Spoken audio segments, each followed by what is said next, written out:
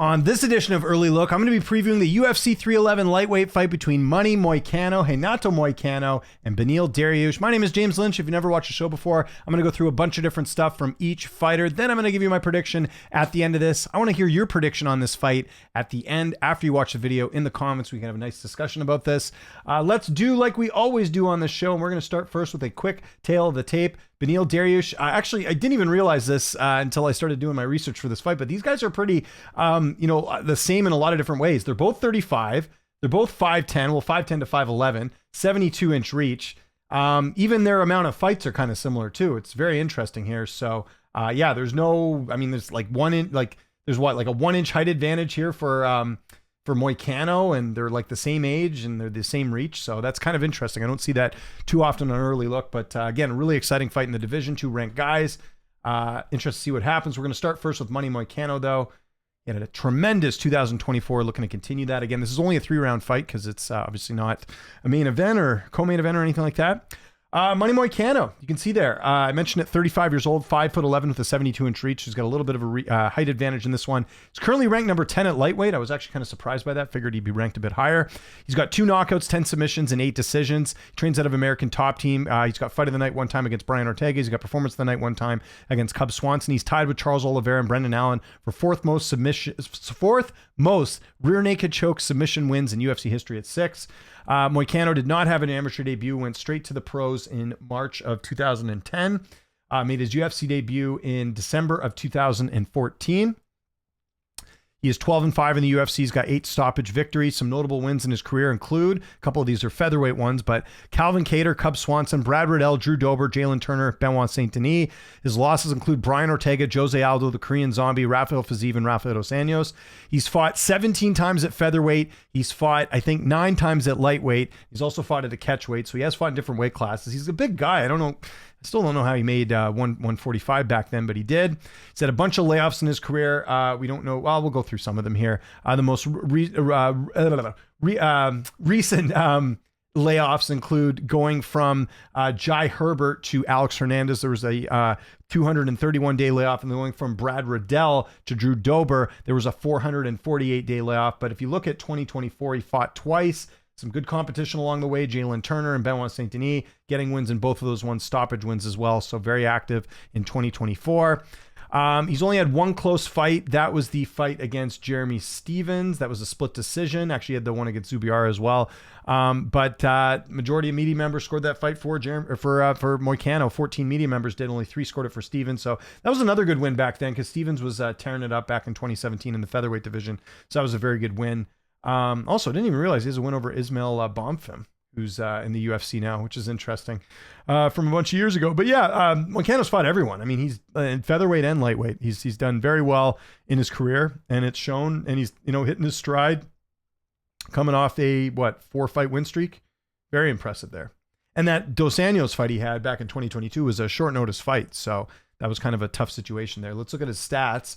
Significant strikes landed per minute, 4.42. His striking accuracy is at 49%. His striking defense is at 60%. His takedown average is 1.87. His takedown accuracy is at 44%. His takedown defense is at 72%. His sub average is 0.06.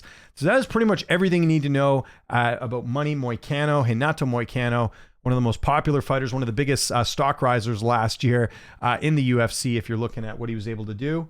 Now let's focus on his opponent, Beneil Dariush, as we take a look at what he's been up to. And again, he's been fighting some of the best in the weight class. So I mentioned they're 35 years old. He is 5'10" with a 72-inch reach. He has a record of 22-6-1. He's got 5 knockouts, 8 submissions, and 9 decisions. He's ranked number 9 at lightweight. So he's actually ranked ahead of Moicano, which is interesting, although it makes sense because he was close to a title shot at one point. He's a BJJ black belt. He trains out of King's MMA. He's got Performance of the Night 4 times against Darren Cruikshank, Drew Dober, Frank Camacho, and Drakkar Klose. He's got Fight of the Night 1 time against Carlos Diego Ferreira. Did not have an amateur debut. Went straight to the pros in November of 2009. Made his UFC debut in January of 2014. And who was that against? That was against Charlie Brenneman. back in January of 2014. So we're talking about a decade he's been in the UFC, which is pretty interesting. He's 16-6 in the UFC. He's got 8 stoppage victories. Some notable wins include 2 wins over Diego Ferreira, Jim Miller, Michael Johnson, Thiago Moises, Drew Dober, Tony Ferguson, Mateusz Gamrot. Some notable losses include Ramsey Nijem, Michael Chiesa, Edson Barbosa, Alex Hernandez, Charles Oliveira, and Arman Tsarukyan. He's had a couple layoffs. Again, we'll focus on the ones that are closer to now. Going from the Tony Ferguson to Gamrot fight, there was a 525-day layoff, so big layoff going into that one. And then there was the layoff going from and he's got a decent layoff going into this fight. So he didn't fight at all in 2024. So this will be his first fight since December of 2023.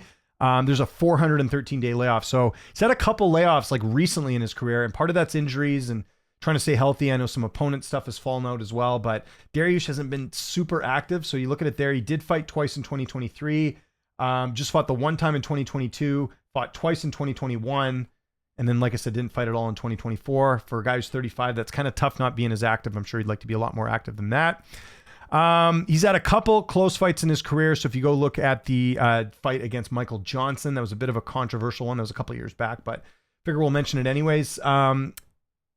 That was back at UFC Fight Night 73. 12 media members scored the fight for Johnson. No media members scored the fight for Beneil Dariush in that fight, so that should have gone the other way. And then there was the Evan Dunham fight where he had a draw, and that was 5 media members scoring the fight for Dariush, 10 scoring at a draw. So another weird fight back then. But since then, like I said, look at the win streak he had prior to fighting Oliveira. It was pretty impressive. I mean, if he beat Oliveira, he was going to get the title shot, right?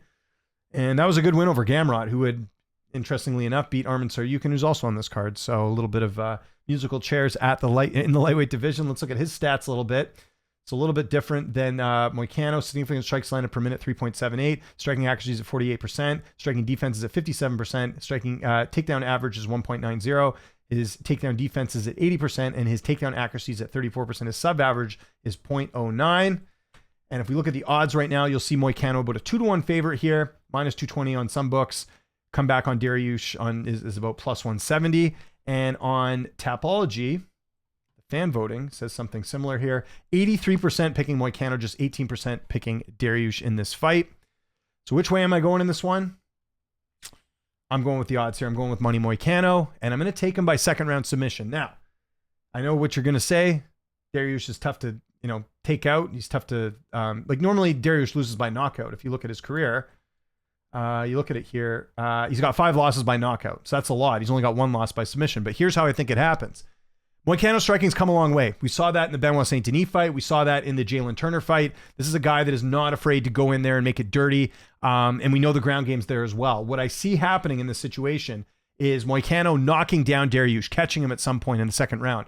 Instead of going for the ground and pound finish, he just goes for the submission. He goes to what he's used to getting. Because if you look at Money Moicano, this is a guy that is one of the best submission artists in the weight class. 10 wins by submission. 50% of his wins are by submission. So I could see a situation where he knocks him down and then tries to submit him. Kind of like what he did.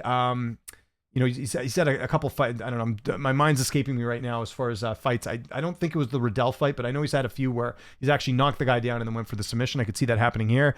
So, like I mentioned, Moicano's majority of his wins are by submission, so I'm leaning more of that instead of knockout. He's on a 4-fight win streak. Dariush has been finishing back-to-back fights. He's older. He has a huge layoff coming into this fight.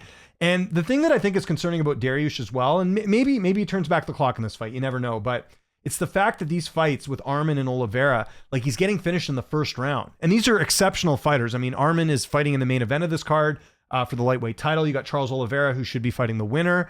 I mean, those aren't bad losses on the resume, and we're just, a couple of years removed from the Gamrot fight. It's the injuries, it's the layoffs, and it's the fact that these two opponents finished him in the first round. It's concerning, and there's a theme with Dariush. If you see him getting finished in the first round, Alex Hernandez finished him in the first round. Barbosa finished him in the second or first round. If you're going to finish Dariush, it's going to be earlier. It's going to be first or second round. So that's why I'm leaning more second round, because I think with Moicano, kind of figure things out a little bit and then go for the submission. But, yeah, I think Moicano wins. I'd be pretty surprised if he doesn't get it done. I think there's a lot of advantages here. Like I said, he's got all that momentum from last year. He looks like a different fighter in the cage. And I think with Dariush, I don't see much of like him evolving that much. To be fair, that fight with Oliveira, I thought was fairly competitive until Oliveira was able to get it to the mat and have his way with them. But the biggest concern for me with Dariush, aside from the layoff and the injuries, is that these fights aren't competitive. Like these are fights like if Oliveira beats him in like the third round or has a decision, same thing with Arman, then I'd feel a little bit better. But like he's getting finished in the first round in back-to-back fights. That's really tough, not to mention the huge layoff here. So I got to go Renato Moicano in the spot. I think he goes out there, gets it done, and then we're going to start to talk about a contenders fight for him in the weight class. So I want to know what you guys think in the comment section below. What is your prediction for this fight? How do you see this one going down? Let me know in the comments. Follow me on Twitter, TikTok, Instagram, @Lynch on Sports. My name is James Lynch. This is Early Look. Thanks so much for watching, and I'll see you next time.